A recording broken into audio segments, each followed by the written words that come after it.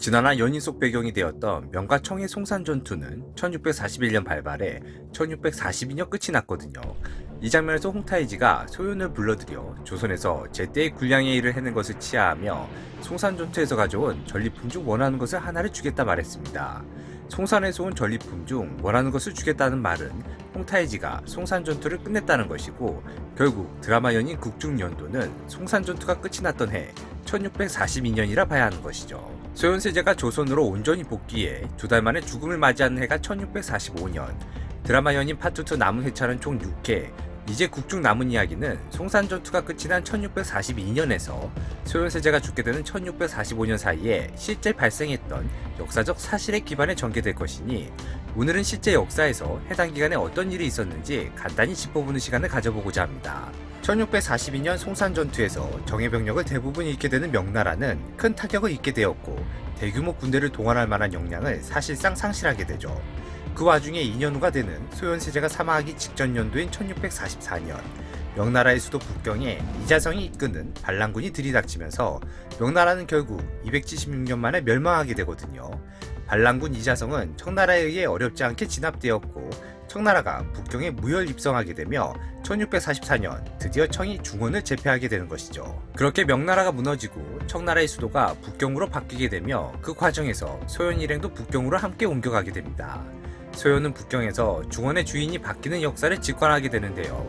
조선이 목숨 걸고 지키고자 하는 친명 배청, 영원할 것 같았던 명나라가 수도 북경까지 함락당하며 자신들이 외치는 친명 배청이 얼마나 허황된 것인지를 소현은 깨닫게 되는 것이죠.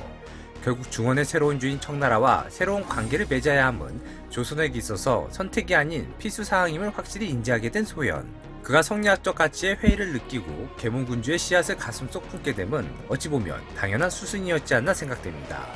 드디어 1645년 청나라의 실권자인 섭정왕 도르고는 소현세자의 영구 귀국을 허락합니다. 이에 소현은 강빈과 함께 고국인 조선으로 약 9년 만에 영구 귀국하게 되거든요. 꿈에 그리던 고국 조선으로의 귀환. 하지만 당시 조선은 소현과 강빈을 받아들일 마음의 준비가 되어 있지 않았습니다. 아니, 그들이 돌아오지 않기를 바랬는지 모르겠습니다. 소현의 귀국 소식을 들은 인조는 소현의 귀국 사실을 안 시점부터, 아니면 그 전부터 소현세자를 숙청하고 그의 혈손들을 왕위 계승권에서 배척할 마음을 품고 있었던 것 같거든요.